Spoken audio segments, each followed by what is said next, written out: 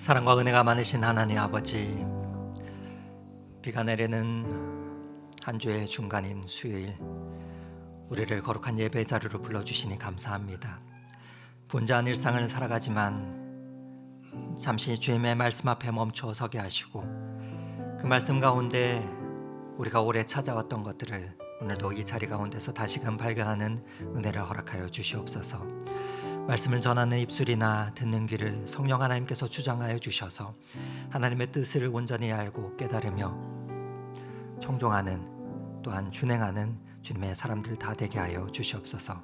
오늘도 예배의 모든 시종을 주님 앞에 의탁하옵고 우리를 사랑하시는 예수 그리스도 이름으로 기도드립니다. 아멘. 아멘. 잘 오셨습니다. 오늘도 함께 말씀 가운데서 은혜 나누기 원합니다. 오늘 우리가 함께 나눌 하나님의 말씀은 빌립보서 4장 10절에서 13절의 말씀입니다. 빌립보서 4장 10절에서 13절의 하나님의 말씀을 저와 여러분이 교독하도록 하겠습니다. 내가 주 안에서 크게 기뻐함은 너희가 나를 생각하던 것이 이제 다시 싹이 남이니 너희가 또한 이를 위하여 생각은 하였으나 기회가 없었느니라. 내가 궁핍함으로 말하는 것이 아니니라. 어떠한 형편에든지 나는 자족하기를 배웠노니 나는 비천에 처할 줄도 알고 풍부에 처할 줄도 알아. 모든 일 곧 배부름과 배고픔과 풍부와 궁핍에도 처할 줄 아는 일체의 비결을 배웠노라. 내게 능력 주시는 자 안에서 내가 모든 것을 할 수 있느니라. 아멘. 아멘. 비가 오는 와중에도 예배자리 사모하시면서 나오신 우리 성도님들을 주님의 이름으로 환영하고, 또 하나님의 은혜의 담비가 저와 여러분의 심령 가운데 촉촉히 적셔지기를 간절히 사모하고 소망합니다. 참 잘 오셨습니다. 오늘 말씀은 조금 숫자를 가지고 시작을 하려고 합니다. 우리가 익히 뉴스를 통해서 들어서 아시겠지만 얼마 전에 주식이 코스피가 사상 최초로 7천을 돌파했다 하는 뉴스로 온 세상이 들썩였습니다. 7천을 넘어선 지가 엊그제 같은데 며칠 전에는, 일주일 전에는 코스피 8천선을 넘었다 말을 합니다. 이게 엄청난 거죠. 불과 6개월 전에는 3천이었습니다. 계산이 빠르신 분들은 어떠한 숫자인지를 여러분 아실 텐데요. 그런데 올해 발표된 미국 갤럽이라는 여론조사 기관에서 세계 행복 보고서라는 보고서를 전 세계 국가들을 기준으로 하여서 조사를 하여서 발표하는데, 그 행복 보고서에는 대한민국이 147개국 중 67위를 기록했다고 합니다. 경제 규모나 기술 수준은 엄청 높아졌는데 사람들이 느끼는 행복감은 그만큼 따라오지 못하는 현실을 우리에게 보여주는 것 같습니다. 코스피는 7천, 8천 역사적인 숫자를 보면은 다 부자가 될 것 같은데 정작 행복지수는 예년보다도 더 떨어졌습니다. 숫자는 올라가는데 마음은 왜 자꾸 내려갈까요? 얼마 전에 예배 후에 금융권 쪽에서 일하시는 한 성도님과 잠깐 얘기를 나눌 기회가 있었습니다. 그래서 제가 살짝 한번 여쭤봤어요. 집사님 요즘 증시가 화랑이라 많이 바쁘시죠? 하고 물었는데, 그런데 그분이 이렇게 말씀을 하시더라고요. 목사님, 화랑이라기보다 변동성이 큽니다. 변동성이 큽니다. 그런데 그 말이 제 마음에 잔잔하게 울림을 주었습니다. 변동성이 크다. 많이 오르는 것처럼 보여도 그만큼 많이 흔들린다는 뜻입니다. 좋아 보이지만 안정적으로 가는 것이 아니라는 것이죠.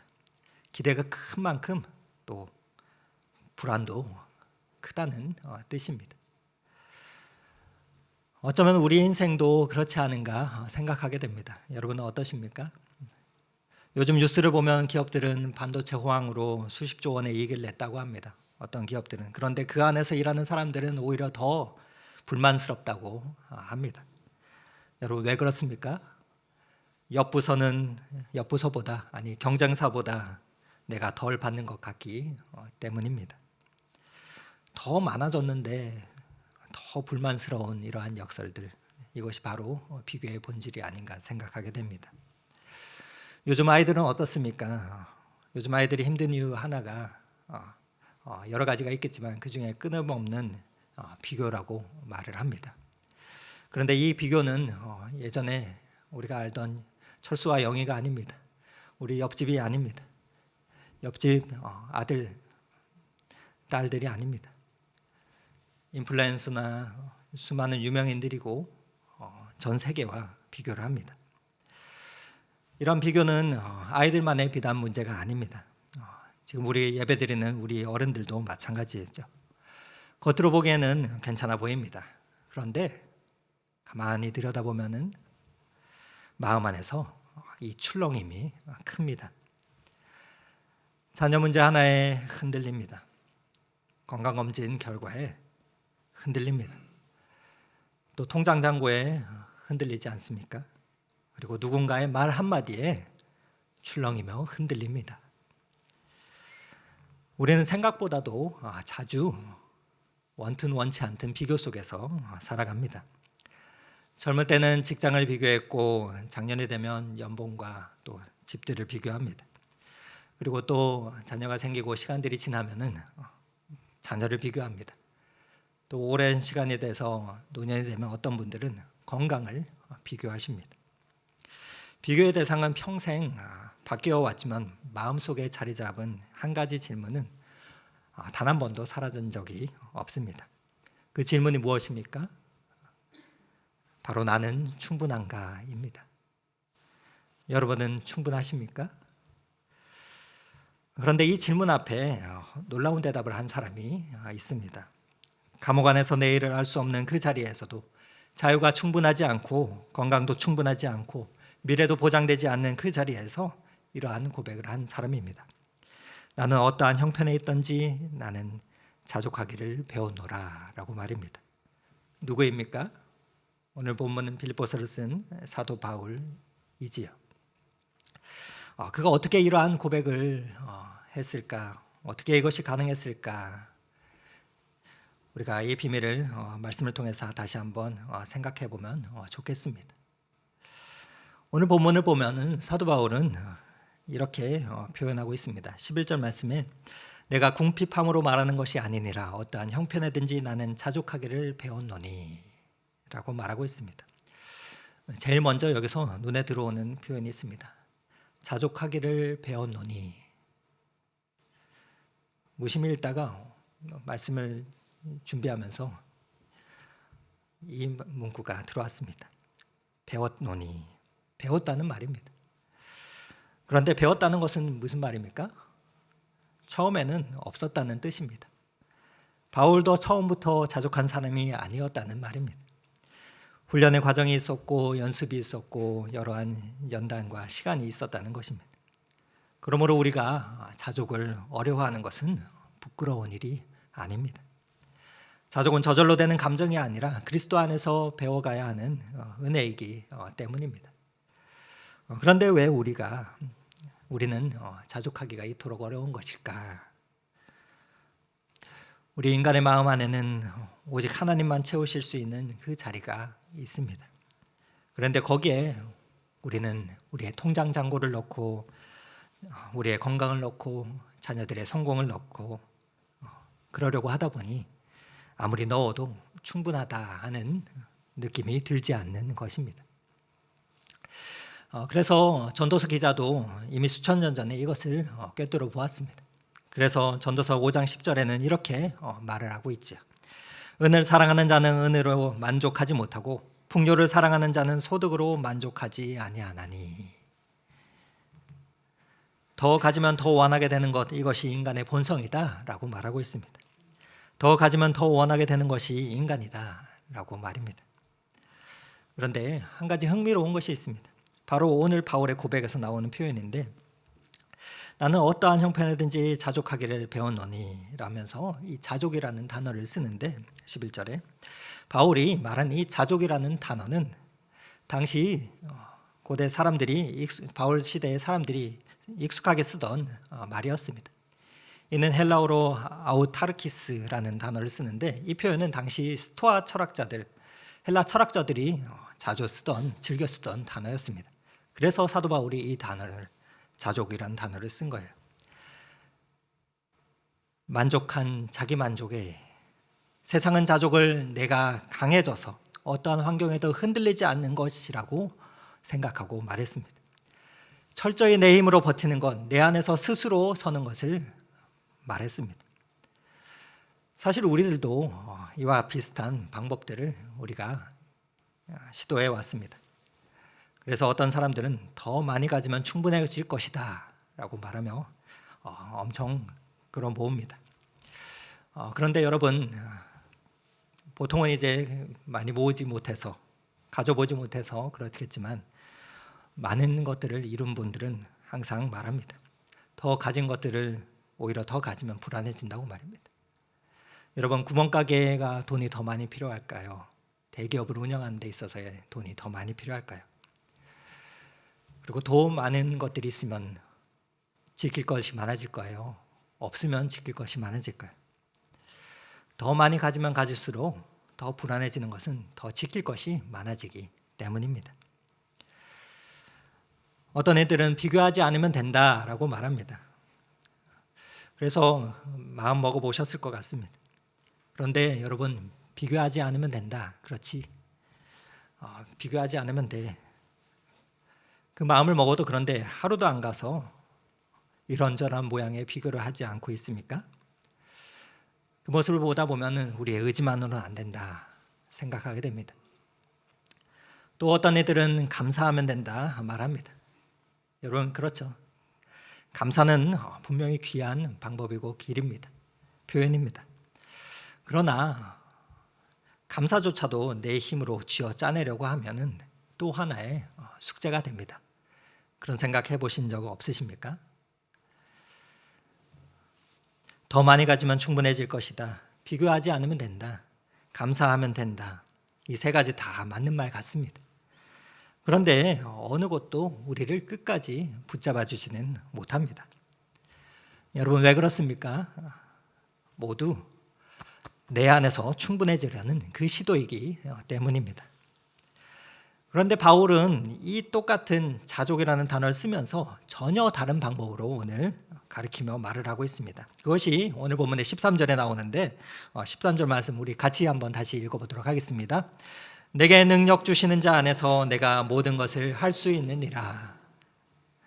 내게 능력 주시는 자 안에서, 내 힘이 아니라 그리스도 안에서. 여러분, 무슨 차이입니까? 세상이 말하는 자족은, 당시 헬라 사람들이, 철학자들이 말하는 자족은 내 안에서 충분해지는 것이었고, 바울이 말하는 자족은 내 안에서 충분해지는 것이 아니라 그리스도 안에서 충분하심을 발견하는 것이었습니다. 바울의 자족은 내 안에서 스스로 버티는 힘이 아니라 그리스도 안에서 공급받는 힘입니다. 이 말을 우리가 이해한다면 우리는 솔직하게 인정해야 합니다. 바로 자족이 내 힘으로 되지 않는다는 것은 말입니다. 오늘 이 자리에, 예배 자리를 사모하며 나오신 우리 성도님들, 지금까지 평생 열심히 살아오셨습니다. 그리고 또 열심히 살아가고 계시죠. 자녀를 키우며 양육하며 또 없는 살림에, 있는 살림에 어떻게든 아둥바둥하면서 저마다의 여러 어려움의 고비들을, 힘든 순간들을 버텨내셨습니다. 그리고 버티고 계시죠. 그런데 지금 이 순간에도 우리의 마음 한켠에 충분하다는 느낌이 없다면 그것은 우리의 의지가 약해서가 아닙니다. 인간이 스스로 자족을 이룰 수 없기 때문입니다. 그런데 오늘 여기서 중요한 것이 있습니다. 하나님께서 이 말씀을 통해서 우리에게 하시는 말씀은 우리를 정죄하시려는 것이 아닙니다. 평생 스스로 충분하려고 애써온, 또 애쓰며 지쳐온 우리를 쉬게 하시려 이 말씀을 주시닙니다. 우리가 충분할 수 없다는 것을 아는 바로 그 자리에 오늘 복음이 다시 찾아오기 때문에 그렇습니다. 바울의 비밀이 드러나는 순간입니다. 12절까지 읽으면 우리는 모릅니다. 나는 비천에 처할 줄도 알고 풍부에 처할 줄도 알아. 모든 일 곧 배부름과 배고픔과 풍부와 궁핍에도 처할 줄 아는 일체의 비결을 배웠노라.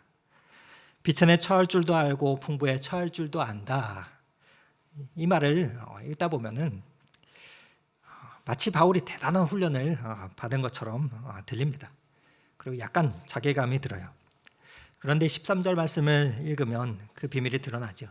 내게 능력 주시는 자 안에서 내가 모든 것을 할 수 있느니라. 내게 능력 주시는 자 안에서. 그분이 누구십니까? 우리가 잘 알고 우리가 믿는 고백하는 예수 그리스도이십니다. 많은 분들이 사랑하는 말씀이시죠. 그런데 종종 악부전은 떼고 이렇게 말합니다. 믿으면 무엇이든지 성공할 수 있다. 그런데 사도 바울은 어디서 이 편지를 쓰고 있습니까? 빌립보서는 대표적인 옥중 서신입니다. 바로 감옥 안에서 이 편지를 감옥 밖에 있는 빌립보 성도들에게 쓰고 있습니다. 자유도 충분하지 않고 건강도 충분하지 않고 미래도 보장되지 않는 그 자리에서 쓰고 있는 것입니다. 그렇기 때문에 이 구절은, 이 말씀은 성공의 선언이 아닙니다. 내가 원하는 대로 되지 않아도 예수 그리스도 안에서 무너지지 않을 수 있다. 이것이 사도 바울이 말하는 내게 능력 주시는 자 안에서의 의미인 것입니다. 여러분, 서두에 말씀드렸던 표현 변동성이 큽니다. 기억하십니까? 사도 바울의 삶은 변동성이 큰 삶이었습니다. 어떤 때는 풍부했고 어떤 때는 궁핍했습니다. 어떤 때는 환대를 받았고 어떤 때는 돌에 맞았습니다. 그리고 죽기까지도 맞았습니다. 어떤 때는 감옥에 갇혔습니다. 어떤 때는 배부름을 경험했고 어떤 때는 배고픔을 견뎌야 했습니다. 사도 바울의 인생은 그래서 안정적인 그래프가 아니었습니다. 여러분의 인생의 그래프는 어떠십니까? 크게 출렁이는 변동성이 많은 인생이었습니다. 그런데 그 한가운데서도 사도 바울이 무너지지 않았습니다. 여러분, 왜일까요? 배의 닻을 우리가 한번 떠올려 보면 좋겠습니다. 풍랑이 치는 배는 흔들리죠. 한량없이 흔들립니다. 그런데 배가 뒤집어지지 않는 이유는 배가 커서가 아닙니다. 닻이 견고한 바닥에 내려져 있기 때문입니다. 바울의 닻은 환경이 아니었습니다. 바울의 닻은 감옥의 바닥이 아니었습니다. 바울의 닻은 내게 능력 주시는 자, 곧 예수 그리스도라는 견고한 반석에 내려져 있었던 것입니다.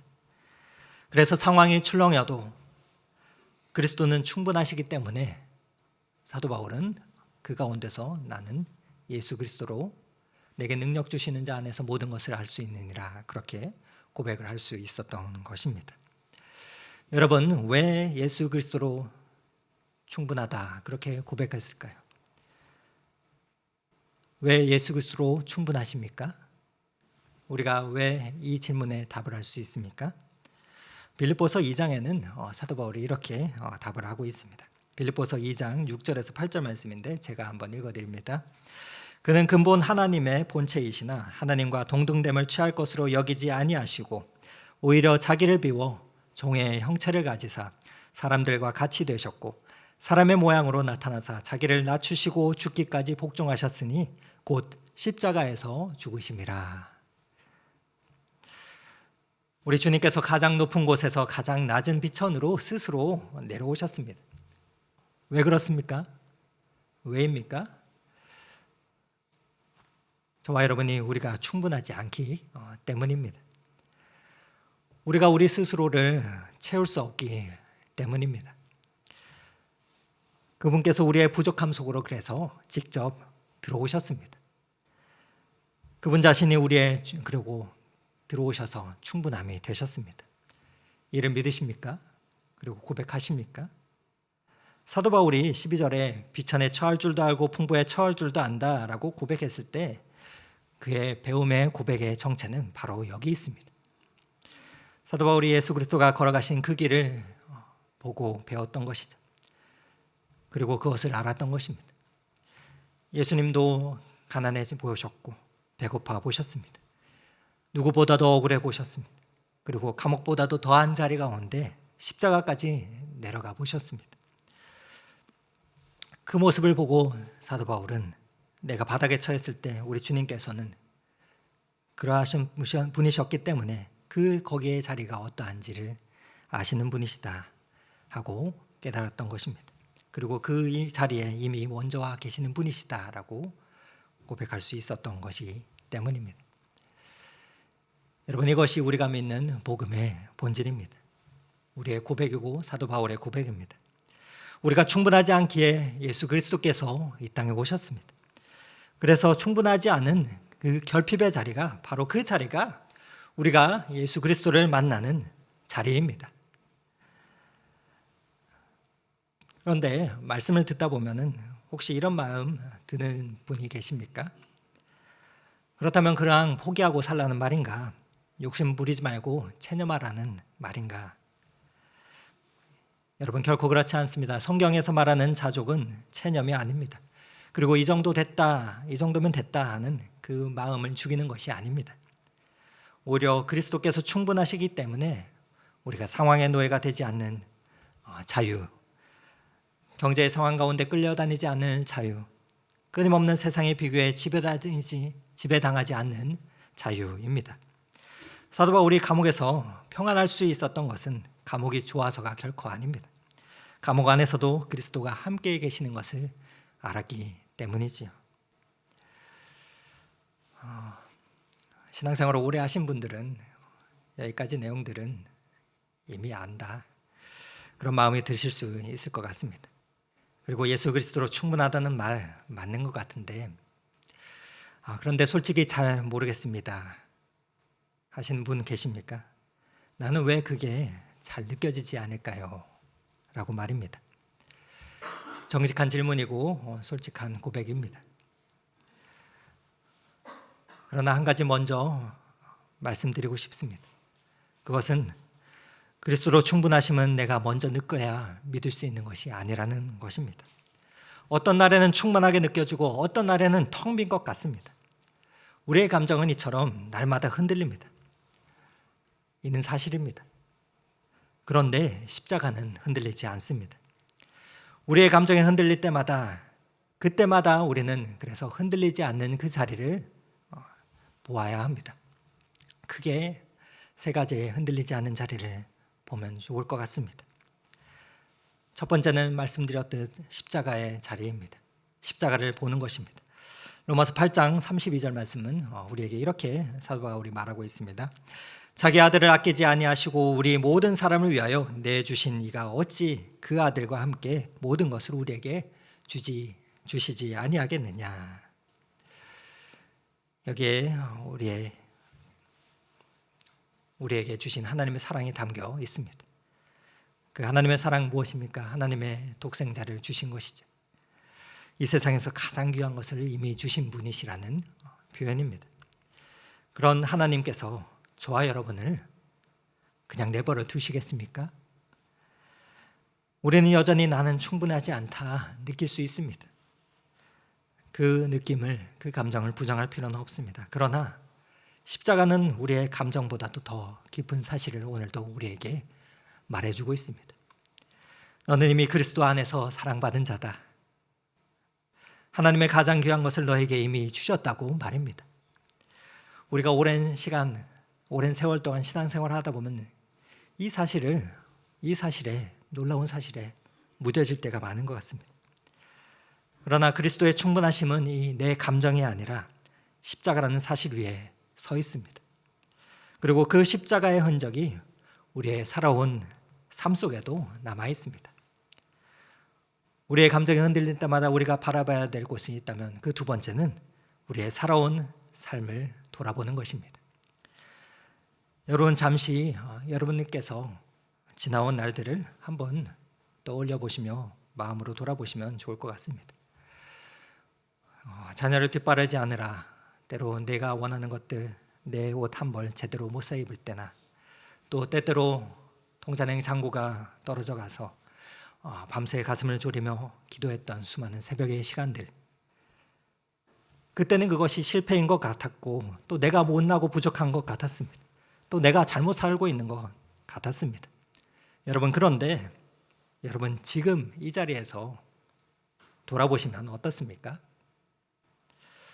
그때는 내 힘만으로만 버텼다고 생각했는데 사실 그때도 어떻게든 길이 열렸습니다. 어떻게든 살아내실 수 있으셨습니다. 그래서 지금 여기 이 자리에 계시지 않으십니까? 그때도 하나님께서 우리에게 만나를 내려주시고 계셨습니다. 그래서 그 부족했던 자리가 사실 그리스도를 만나는 자리였습니다. 우리가 정신없이 앞만 보고 달려오느라 미처 뒤를 돌아볼 겨를이 없었을 뿐입니다. 그리고 그분께서는 오늘도 여기 이 예배의 자리에 계십니다. 우리의 감정이 흔들릴 때마다 우리가 흔들리지 않는 그 자리, 세 번째 자리는 오늘 이 자리, 예배의 자리입니다. 그리스도의 충분하심은 미래의 특별한 순간에만 오는 것이 아닙니다. 오늘 이 자리에 이미 임해 있습니다.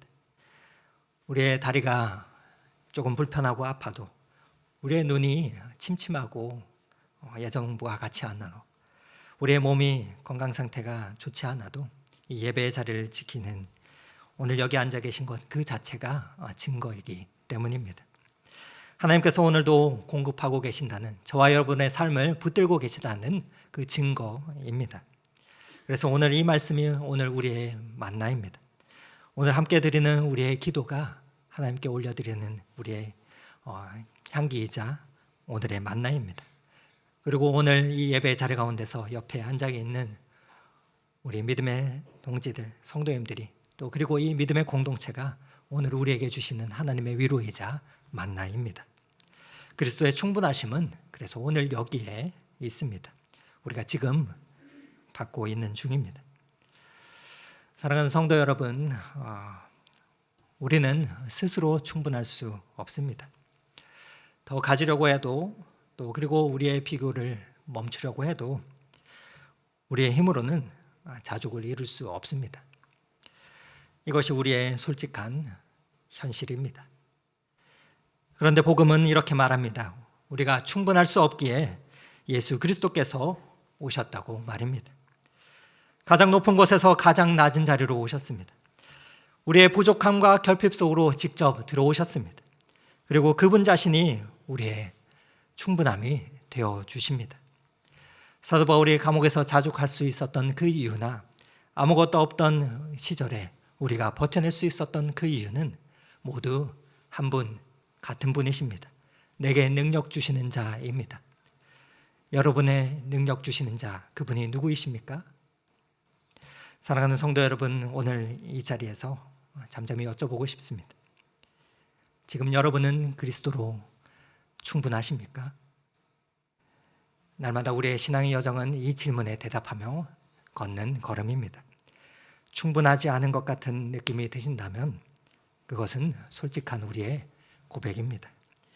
그리고 바로 그 자리가 우리 주님께서 오시는, 임하시는 자리입니다. 그 자리에서 우리는 십자가를 바라보며 또 그리고 지나온 삶을 되돌아보며 오늘 이 예배의 자리를 살펴보며 하나님의 은혜를 사모하여야 할 것입니다. 그때 우리는 그랬구나, 이미 충분하구나 하는 사도 바울의 그 고백이, 자족의 고백이 우리의 고백이 될 것입니다. 사도 바울은 인생의 여정 가운데서 이 사실을 배운 것입니다. 깨달았던 것입니다. 사랑하는 성도 여러분, 세상은 오늘도 우리에게 이렇게 말합니다. 속삭입니다. 더 많이 가져야 한다. 더 높아져야 한다. 더 충분해져야 한다. 그래야 비로소 만족할 수 있다라고 말합니다. 그래서 우리는 평생을 채우다가 지쳤습니다. 하지만 오늘 주님은 말씀하고 계시죠. 내가 충분하지 않는 바로 그 자리에, 너의 부족함의 그 자리에, 너의 결핍의 자리에 내가 이미 와 있다. 나도 그 자리에 함께 있다라고 말입니다. 여러분, 내가 충분해져서 우리가 주님을 만나는 것이 아닙니다. 내가 하염없이 흔들리고 하염없이 다른 사람이 보기에는 부족하고 불안한 바로 그 자리에 오늘도 우리 주님께서 찾아와 주십니다. 바라기는 충분하지 않은 우리의 삶의 자리를 주님께 날마다 내어드리며 그리스도를 모심으로 세상에 줄 수 없는 충만한 은혜를 누리며 살아가실 수 있는 저와 여러분이 다 되실 수 있기를 오늘 이 말씀 의지하여 축원을 드립니다. 함께 말씀을 기억하시면서 기도하시는 마음으로 이 찬양 함께 부르며 기도의 자리로 나아가겠습니다.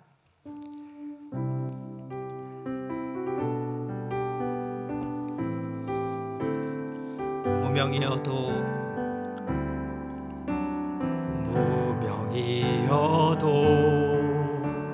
공허하지 않는 것을 예수 안에 난 만족함이라.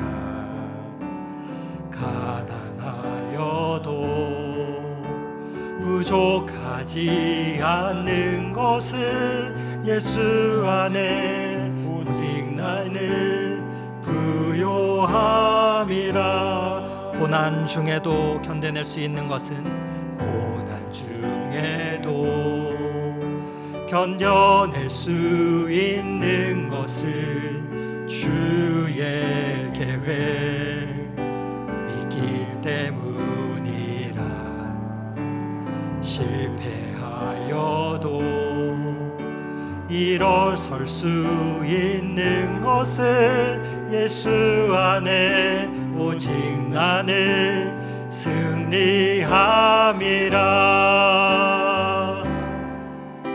난 예수로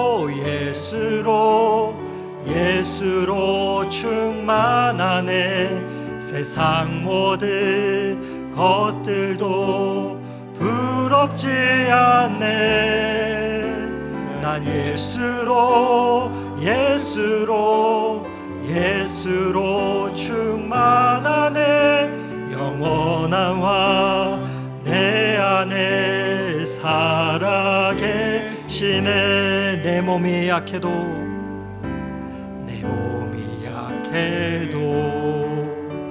낙심하지 않는 것은 예수 안에 나 완전함이라. 화려한 세상 부럽지 않는 것은 난 예수로 충만함이라. 난 예수로 충만하네. 세상 모든 풍파도 두렵지 않네. 난 예수로 충만하네. 영원한 왕 내 안에 살아계시네. 난 예수로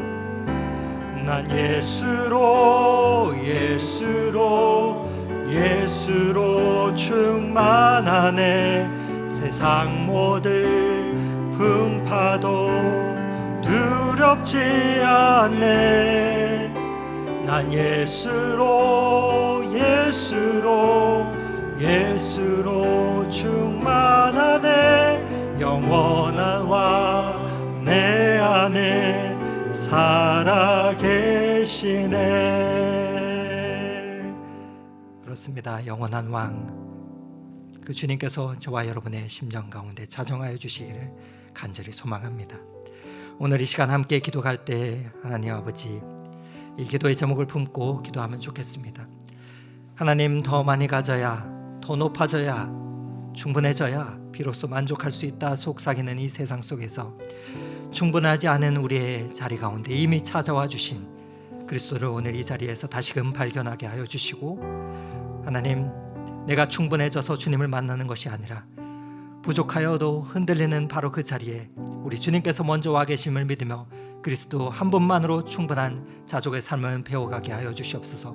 그 배움의 은혜가 우리의 삶 가운데 있게 하여 주시고, 그렇게 하여서 스스로 충만해지려 하는 힘겨운 싸움을 내려놓고 충분하지 않은 내 자리 가운데, 인생의 삶의 자리 가운데 오신 그리스도를 날마다 발견하며 살아갈 수 있도록 성령 하나님 우리를 도와주시고 불쌍히 여겨달라고 간구하시면서 기도하며 나아가도록 하겠습니다. 함께 기도하겠습니다. 오 하나님 아버지, 오늘도 말씀 가운데 우리의 삶의 자리와 우리의 모습들을 다시금 살펴봅니다. 하나님 아버지, 얼마나 자주 비교하며 우리는 살아갔습니까? 옆집의 형제혼을 보며 흔들렸고, 남의 자녀를 보며 내 자녀가 초라해 보였습니다. 남의 통장을 보면서 나의 삶의 부족함을 느끼고 나는 왜 이리 못났을까 생각했습니다. 하나님, 더 가지면 충분해질 것 같아서 했었고, 비교하지 않으려 마음을 먹었지만 하루도 안 가서 또 비교하며 살았습니다. 이 힘겨운 마음을, 하나님 힘겨운 싸움을 오늘도 주님 앞에 내려놓습니다. 하나님 아버지, 내가 충분해지려는 그 자족이 아님을 이제 알았습니다. 충분하지 않은 내 자리에 그리스도께서 오셨음을 하나님 믿음으로 고백합니다. 그러면 다시금 십자가를 바라봅니다. 지나온 삶을 돌아봅니다. 그리고 오늘 이 예배 자리에서 주님을 마주합니다. 하나님 아버지, 그분 주님 한 분으로 충분합니다. 경제가 오르내려도, 남의 형편이 나와 달라 보여도 그리스도 한 분으로 충분한 자족으로 하나님 배워가게 하여 주시고, 하나님 아버지, 자족이, 우리의 삶의 자족이 그리스도의 충분함을 알 때 하나님 우리의 삶에, 우리의 은혜 가운데 임할 수 있게 함을 고백합니다. 하나님, 그 충분함을 하나님 다시금 깨닫게 하여 주셔서 하나님 그 충분함이, 그 충분함의 은혜가 우리의 삶의 가정 가운데 흘러가게 하여 주시고, 우리의 자녀와 손주들의 삶에 흘러가게 하여 주시옵소서.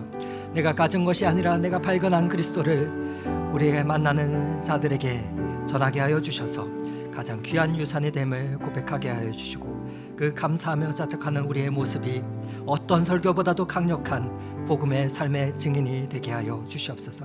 그리하여서 그리스도로 충분한 삶을 살아가게 하여 주시고, 날마다 우리의 결핍의 순간마다 예수 그리스도를 발견하는 그 은혜의 자리를, 은혜의 삶을 살아가게 하여 주시옵소서. 사랑의 하나님 아버지, 오늘도 말씀을 통해서 우리의 솔직한 모습을 다시금 마주하게 하시니 감사합니다. 충분하지 않다는 느낌과 비교해서 오는 허전함들, 내 힘으로 채우려는 지침을 주님 앞에 이제 내려놓습니다. 하나님 아버지, 바로 그 자리가 우리 주님께서 계시는 그 자리임을 고백합니다. 사도 바울이 감옥에서도 자족할 수 있었던 이유는, 아무것도 없던 그 시절에 우리가 삶을 주님 앞에서 살아낼 수 있었던 그 이유는 모두 예수 그리스도이셨음을 다시금 고백합니다. 하나님 아버지, 충분하지 않는 우리의 삶의 자리 가운데 오신 주님을 다시금 바라보게 하여 주시고, 주님이면 충분합니다 하는 이 고백을 품고 하나님 나아가게 하여 주셔서 그리스도의 충만함이 우리의 가정과 우리의 자녀와 우리의 직장과 일터와 삶의 자리 가운데 흘러가게 하여 주시옵소서. 그리스도 이름으로 인하여서 충만함이 우리의 노브드 덕소교회에 가득 차게 하여 주시고, 우리가 만나는 자들에게 전해지게 하여 주시옵소서. 그렇게 우리를 주님의 사도요 거룩한 증인들로 부르신 우리의 구원자 되신 예수 그리스도의 이름으로 기도드립니다. 아멘.